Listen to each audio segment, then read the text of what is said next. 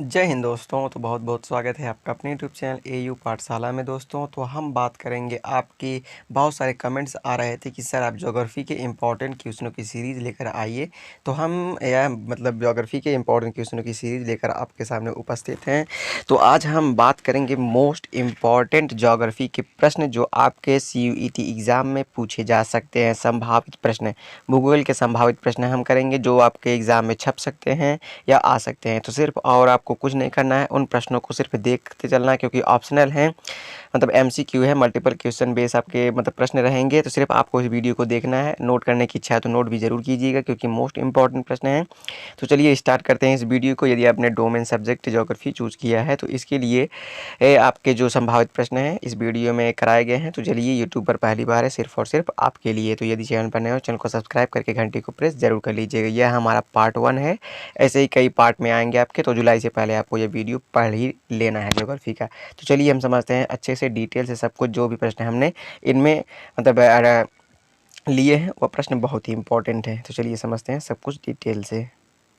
CUET में पूछेगा। तो भूगोल का जनक हम किसे कहते हैं यह आपको बताना है। तो आपको बताना कौन है, इरेटोस्थनीज है। इनका नाम पूरा क्या है, इरेटोस्थनीज। यहाँ गलत लिख दिया है, इराटोस्थनीज लिख दिया है। तो यह इराटोस्थनीज रे या इरेटोस्थनीज रे, इन्हें हम कहते हैं भूगोल का जनक। ज्योग्राफी का जनक हम किसे कहते हैं, तो इरेटोस्थनीज को कहते हैं। और हेरोडोटस किसके जनक है, तो हिस्ट्री अर्थात इतिहास के जनक हम किसे कहते हैं, तो हेरोडोटस को कहते हैं। किसको, हेरोडोटस को। दो क्वेश्चन आपको समझ गए होंगे। भूगोल के जनक है इरेटोस्थनीज, और हेरोडोटस किसके हैं, इतिहास के जनक है। तो इसका ऑप्शन कौन सा है, सी ऑप्शन सही हो जाएगा। नोट कर लीजिए। फिर आगे बढ़ते हैं। देखिए कह रहे सुनामी से, सुनामी संबंधित जो सुनामी आती है समुद्रों में, वह किससे संबंधित होती है। क्या वह नहरों से संबंधित है, कि ज्वारीय तरंगों से संबंधित है, कि नदियों से संबंधित है, कि भूकंप द्वारा उत्पन्न तरंगों से संबंधित है, किससे संबंधित है। तो देखिए, न नहरों से संबंधित है, न ज्वारीय तरंगों से संबंधित है, न ही नदियों से संबंधित है। वह संबंधित है भूकंप द्वारा उत्पन्न तरंगों से। यह पृथ्वी हो गई, और पृथ्वी के ऊपर इधर पानी है, और नीचे क्या होंगे, जब भूकंप की तरंगें उत्पन्न होती हैं तो ऊपर जाती हैं, तो जब ऊपर जाएंगी तो पानी को हलचल में आते हैं पानी, तो पानी हलचल आता है, तो इससे क्या आती है, सुनामी आती है। तो भूकंप द्वारा उत्पन्न तरंगों से ही क्या होती है, सुनामी संबंधित या सुनामी आती है। तो चलिए आगे बढ़ते हैं। डी वाला ऑप्शन उसका सही था। अब देखिए आपसे पूछ रहा है कि ज्वार भाटा का प्राथमिक कारण है। जो ज्वार भाटा होता है उसका प्राथमिक कारण क्या होता है। आप समुद्र में देखते होंगे, एक बार ज्वार आता है, फिर एक बार भाटा आता है, अर्थात पानी की बार लहर आती है उसको ज्वार कहते हैं, फिर वापस चली जाती है भाटा कहते हैं। ये किसके कारण से होता है, क्या वह चंद्रमा के गुरुत्वाकर्षण के बल के कारण होता है, कि सूर्य के गुरुत्वाकर्षण बल के कारण होता है, कि पृथ्वी के गुरुत्वाकर्षण बल के कारण होता है, कि यह इनमें से कोई नहीं। तो हम आपको बता दें, जो ज्वार भाटा आता है उसका प्राथमिक कारण है जो आपका चंद्रमा है, अर्थात पृथ्वी का जो सैटेलाइट है, उपग्रह है, चंद्रमा के गुरुत्वाकर्षण बल के कारण आता है। किसके कारण, गुरुत्वाकर्षण बल के कारण आता है, चंद्रमा के। तो ज्वार भाटा किसके कारण आता है, चंद्रमा के गुरुत्वाकर्षण बल के कारण। ए वाला ऑप्शन इसका सही है। चलिए आगे बढ़ते हैं। जो भी प्रश्न हम बता रहे हैं बहुत ही इंपॉर्टेंट है, इनको जरूर नोट कीजिए। देखिए आपसे आगे कह रहा है कि निम्नलिखित में से सबसे बड़े महासागर कौन से, सबसे बड़ा महासागर कौन सा, इन चारों में से सबसे बड़ा महासागर कौन सा है। यह CUET एग्जाम 2022 में छपने वाले प्रश्न है। क्या छपने वाले प्रश्न है, नोट कर लीजिएगा इनको। तो इसका ऑप्शन है बी, कौन, प्रशांत जो महासागर है यह सबसे बड़ा महासागर है। क्या सबसे बड़ा महासागर कौन सा है। देखिए ऑप्शन पर डिपेंड कहा, इनमें कहा इनमें से कौन सा, क्या इनमें से कौन सा, तो आपको बताना है कौन सा, प्रशांत महासागर आपका सबसे बड़ा महासागर है। तो बी वाला ऑप्शन इसका सही है। चलिए आगे बढ़ते हैं। देखिए कह रहा है कि एस्किमो, क्या एस्किमो पाए जाते हैं। जो एस्किमो होता है वह कहाँ पर पाए जाते हैं। तो आप जानते ही हैं कितने ध्रुव हैं आपके, तो एक नॉर्थ ध्रुव है, अर्थात उत्तरी ध्रुव है, और एक दक्षिणी ध्रुव है। तो जो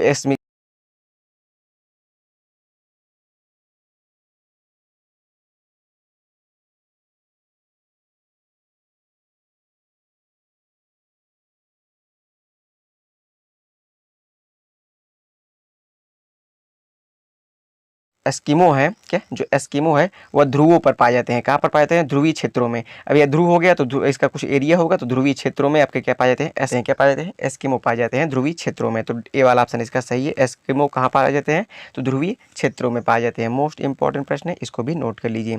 चलिए आगे बढ़ते। देखिए कह रहा है कि जो धरातल पर सूर्य प्रकाश पहुंचा है, अर्थात कहने का मतलब है सूर्य का प्रकाश पृथ्वी पर कितने समय में पहुंचता है। आपसे टाइमिंग पूछ रहा है प्रकाश का, तो कब तक पहुंचता है, तो 8 मिनट अर्थात 8.5 मिनट में आपका जो सूर्य का प्रकाश है वह पृथ्वी तक पहुंच जाता है। या सूर्य है या पृथ्वी है, तो 8.5 मिनट लगते हैं सूर्य के प्रकाश को पृथ्वी तक पहुंचने में। तो इसका सी वाला ऑप्शन सही है। ये चीज़ें तो जानते होंगे, बहुत सरल है। तो देखिए आगे आपसे प्रश्न पूछ रहा है कि सौर मंडल, क्या सौर मंडल का सबसे बड़ा ग्रह कौन सा है। तो देखिए सौर मंडल में कितने ग्रह हैं वर्तमान समय में, तो 8 ग्रह हैं। कितने, 8। 9वां जो था आपका प्लूटो, उसको ग्रह की श्रेणी से निकाल कर फेंक दिया गया है। तो देखिए आपसे कह रहा है कि सौर मंडल का सबसे बड़ा ग्रह कौन सा है, तो आपको बताना, ये चीज़ें तो जानते ही होंगे, बृहस्पति। क्या, बृहस्पति। तो सौर मंडल में सबसे बड़ा ग्रह कौन सा है, बृहस्पति। और बृहस्पति के कितने उपग्रह हैं, तो लगभग से 63 उपग्रह हैं। कितने, 63 उपग्रह हैं आपके बृहस्पति के पास। और पृथ्वी के पास कितने उपग्रह हैं, तो एक उपग्रह है, कौन सा है आपका, तो वह है आपका चंद्रमा है। क्या है, चंद्रमा है आपका, तो पृथ्वी है। और देखिए आगे बढ़ते हैं, ये चीज़ें आप नोट कर लीजिए। सौरमंडल का सबसे बड़ा ग्रह कौन सा है, बृहस्पति। सी वाला ऑप्शन इसका सही है। तो मोस्ट इंपॉर्टेंट प्रश्न है, इसको भी नोट कर लीजिए। चलिए आगे बढ़ते हैं। देखिए आगे जो हमारा प्रश्न है मोस्ट इंपॉर्टेंट है, इसको नोट कर लीजिएगा। ये 100% 2022 सीयूईटी एग्जाम में आ सकता है। ये कह रहा है कि जो थारू जनजाति होती है, क्या थारू जनजाति मुख्य रूप से कहाँ निवास करती है। जो थारू जनजाति है, क्या वह उत्तर प्रदेश के तराई क्षेत्र में, या महाराष्ट्र में, या तमिलनाडु में, या केरल में। तो किस जगह पर थारू जनजाति है वह कहाँ पर निवास करती है, तो हम आपको बता दें उत्तर प्रदेश के तराई क्षेत्रों में आपके थारू जनजाति निवास करती है। तो ये वाला इसका ऑप्शन सही है, थारू जनजाति उत्तर प्रदेश के तराई क्षेत्रों में निवास करती है। फिर देखिए आगे बढ़ते हैं, भारत में आलू का सबसे बड़ा उत्पादक है। जो भारत में है, भारत के किस राज्य में आलू का सबसे ज़्यादा उत्पादन होता है, आपसे यह पूछ रहा है। तो आपको बताना है क्या, उत्तर प्रदेश में। कहाँ पर, उत्तर प्रदेश में आपके भारत के ऐसा राज्य है आपका जहाँ पर सबसे ज़्यादा आलू उत्पादित किया जाता है। क्या, सबसे ज़्यादा आलू उत्पादित कहाँ किया जाता है, तो उत्तर प्रदेश में, भारत के। तो भारत के उत्तर प्रदेश में सबसे ज़्यादा आलू उत्पादित किया जाता है। बी वाला ऑप्शन इसका सही है। देखिए आगे आपसे पूछ रहा है कि निम्नलिखित राज्यों में से किसमें सर्वाधिक जनसंख्या घनत्व है। क्या, सर्वाधिक जनसंख्या घनत्व। जनसंख्या घनत्व का मतलब समझते ही होंगे। सबसे ज़्यादा सर्वाधिक जनसंख्या घनत्व कहाँ पर है, किस राज्य में है भारत के, तो केरला में है। कहाँ पर है, केरला में। सर्वाधिक जनसंख्या घनत्व कहाँ पर है, केरला में है। और लेकिन भारत के किस राज्य में सबसे ज़्यादा जनसंख्या है, तो उत्तर प्रदेश में है। कहाँ पर, उत्तर प्रदेश में है आपका। तो चलिए आगे बढ़ते हैं। देखिए आपसे पूछ रहा है कि लेटेराइट मिट्टी कहाँ पाई जाती है। जो लेटेराइट मिट्टी होती है आपकी, वह कहाँ पर पाई जाती है, तो आपको बताना है सह्याद्री में पाई जाती है। कहाँ पर, लेटेराइट मिट्टी कहाँ पाई जाती है, सह्याद्री में लेटराइट मिट्टी आपकी पाई जाती है। तो मोस्ट इंपॉर्टेंट है, लेटराइट मिट्टी कहाँ पाई जाती है, ए वाला ऑप्शन इसका सही है, नोट कर लीजिए। देखिए आपसे आगे पूछ रहा है कि निम्नलिखित में से कौन अवरोधी पर्वत है। अवरोधी का मतलब समझते हैं, किसी के मार्ग में रुकावट बनना, उसे अवरोधी कहते हैं। तो ऐसा कौन सा पर्वत है जो अवरोधी पर्वत है, तो आपको बताना अवरोधी पर्वत कौन सा है, अरावली पर्वत। जो अरावली पर्वत है वह अवरोधी पर्वत है। देखिए ऐसे स्टार्ट हो रहा है, ऐसे स्टार्ट हो रहा है।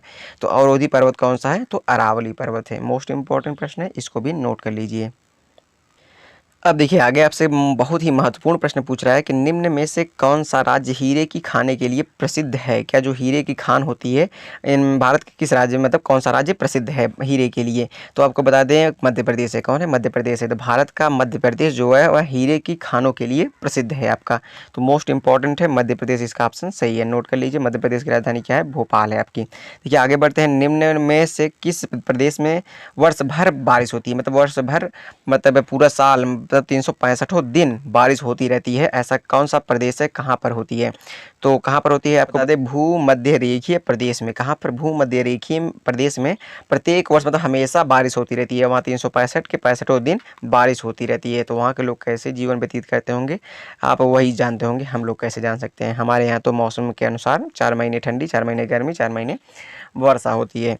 तो कौन सा ऑप्शन सही हो जाएगा, बी वाला ऑप्शन सही हो जाएगा। देखिए आगे बढ़ते हैं, समुद्र में औसत लवणता होती है लगभग, जो औसत लवणता होती है उसमें नमक कितना प्रतिशत पाया जाता है, उसका औसत कितना होता है समुद्र में, तो आपको बता दें 35 ग्राम से लेकर 1000 ग्राम तक। कितना, 35 ग्राम से लेकर 1000 ग्राम तक आपका इसका होता है। तो 35 1000 याद कीजिए, कितना 35 1000, कितना 35 1000। तो ये वाला इसका ऑप्शन सही है। आपसे पूछे समुद्र में औसत लवणता होती है तो 35 से लेकर 1000 ग्राम तक आपका होता है।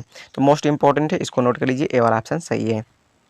अब आपसे पूछ रहा है कि तंबाकू अर्थात टोबैको जो होता है, सुरती उड़ती जो आप खाते होंगे, सुरती आप तो नहीं खाते होंगे, जो बुजुर्ग हैं या आजकल के तो लवंडे सब खाते हैं तो टोबैको को, तो उत्पादन में विश्व में अग्रणी है। कौन सा देश विश्व में अग्रणी है तंबाकू के उत्पादन में, तो आपको बताना है कौन अग्रणी है, तो दक्षिण अमेरिका जो है वह आपका अग्रणी है टोबैको बनाने में। तो मोस्ट इंपॉर्टेंट प्रश्न है, बी वाला इसका ऑप्शन सही है, नोट कर लीजिए। चलिए आगे बढ़ते हैं। देखिए आपसे कह रहा है कि निम्नलिखित में से किसको प्राथमिक शैल कहते हैं। शैल का मतलब पत्थर होता है, प्राथमिक शैल अर्थात प्राथमिक पत्थर हम किसे कहते हैं, तो आपको बताना जो आग्नेय पत्थर होता है अर्थात आग्नेय शैल होता है उसको हम प्राथमिक शैल कहते हैं। क्या कहते हैं? प्राथमिक शैल हम किसे कहते हैं? आग्नेय शैल को कहते हैं। तो ए वाला इसका ऑप्शन सही है, मोस्ट इंपॉर्टेंट है, नोट कर लीजिए। देखिए फिर से आप आगे करा है कि विश्व का सबसे ठंडा स्थान कौन सा है। तो देखिए आप सोच रहे होंगे सियाचिन है क्या, सियाचिन मतलब विश्व का सबसे ठंडा स्थान सियाचिन ग्लेशियर है जो आपका है वह, लेकिन नहीं भाई आप गलत हैं। क्या है? आप गलत हैं। तो कौन सा है? वर्खो यास्क है। जो वर्खो यास्क है वह विश्व का सबसे ठंडा स्थान है। क्या? वर्खो यास्क आपका विश्व का सबसे ठंडा स्थान है। तो मोस्ट इंपॉर्टेंट है, इसको डी वाला ऑप्शन सही कर लीजिए, नोट कर लीजिए, क्योंकि ये CUET 2022 में डोमेन सब्जेक्ट ज्योग्राफी में पूछ सकता है भाई। तो नोट कर लीजिए, आगे बढ़ते हैं। देखिए अब बहुत ही महत्वपूर्ण प्रश्न आ गया आपके बीच में, उपस्थित है आपके बीच में। तो देखिए आपसे कह रहा है कि संयुक्त राज्य अमेरिका में मेसाबी प्रसिद्ध है। जो मेसाबी स्थान है ये किसके लिए प्रसिद्ध है आपका यहाँ पूछ रहा है, अर्थात USA में जो मेसाबी एक स्थान है किसके लिए प्रसिद्ध है, तो आपको बताना लौह अयस्क के लिए प्रसिद्ध है। किसके लिए? लौह अयस्क के लिए प्रसिद्ध है आपका मेसाबी USA का स्थान। तो मोस्ट इंपॉर्टेंट प्रश्न है, ए वाला इसका ऑप्शन सही है। तो नोट कर लीजिए, बहुत ही महत्वपूर्ण प्रश्न है आपके लिए। तो देखिए आगे बढ़ते हैं। रेडियो तरंगों के विक्षेपण के लिए वायुमंडल के निम्नलिखित स्तरों में कौन सा स्तर उत्तरदायी है। अर्थात जो आपका रेडियो आप सुनते हैं तो उस रेडियो की तरंगों को भेजने के लिए वायुमंडल का कौन सा परत सबसे सही है, उत्तरदायी है, अच्छा है, उसमें अच्छे से जा सकता है जो तरंगे हैं आपके भेजने पर। तो आपको बताना है कौन सा जो आयन मंडल होता है वह सबसे अच्छा होता है। क्या? आयन मंडल। तो रेडियो तरंगों के विक्षेपण के लिए आयन मंडल सबसे अच्छा होता है, उत्तरदायी होता है। डी वाला इसका ऑप्शन सही है, नोट कर लीजिए। चलिए आगे बढ़ते हैं। देखिए आपसे कह रहा है कि निम्न में से कौन पूर्ववर्ती नदी है। क्या? पूर्ववर्ती अर्थात पूर्व की ओर बहती है। किधर? पूर्व की ओर बहती है। तो ऐसी कौन सी नदी है उसका नाम आप बता दीजिए। तो हम आपको बता दें चंबल नदी। कौन? चंबल नदी आपकी है, अर्थात सी वाला ऑप्शन इसका सही है। चंबल नदी आपकी क्या है? यह पूर्ववर्ती है, तो पूर्व दिशा की ओर बहती है। तो सी वाला ऑप्शन इसका सही है, नोट कर लीजिए। चलिए आगे बढ़ते हैं। अगला प्रश्न है हमारा कि लोयस जमाव के अति वृहद क्षेत्र मिलते हैं। जो लोयस जमाव के अति वृहद क्षेत्र है वह कहाँ पर मिलते हैं, आपसे यही पूछ रहा है। तो आपको बताना है उत्तरी चीन में मिलते हैं। जो लोयस जमाव के अति वृहद क्षेत्र हैं, मतलब बड़े क्षेत्र हैं, वह कहाँ पर मिलते हैं लोयस के, तो वह उत्तरी चीन में मिलते हैं। कहाँ पर? उत्तरी चीन में मिलते हैं। फिर देखिए आपसे नीचे पूछ रहा है कि पृथ्वी तल के नीचे पिघली चट्टान को हम क्या कहते हैं। तो देखिए जो पृथ्वी है, बीच में पृथ्वी हो गई, इसके नीचे क्या है? चट्टान है। जो चट्टान पिघल जाती है इसको हम क्या कहते हैं, जो यही पूछ रहा है इसको क्या कहते हैं, तो इसको मैग्मा कहते हैं। क्या कहते हैं? मैग्मा कहते हैं। तो पृथ्वी के नीचे जो पिघली चट्टानें होती हैं उनको क्या कहते हैं? मैग्मा कहते हैं। क्या कहते हैं? मैग्मा। तो नोट कर लीजिए, बहुत ही महत्वपूर्ण प्रश्न है, ये पूछ सकता है। फिर ये कैसे पूछ रहा है कि जीवमंडल आरक्षित परिरक्षण क्षेत्र है। क्या कह रहा है आपके? जीवमंडल आरक्षित, उनको सुरक्षित करने के लिए परिरक्षण क्षेत्र कौन सा है, तो आपको बताना है आनुवंशिक विभिन्नता के लिए। क्या? आनुवंशिक विभिन्नता के परिरक्षण के क्षेत्र में है आपका। तो जीवमंडल किसके आरक्षण में है, तो आनुवंशिकता विभिन्नता के क्षेत्र में आपका है ये।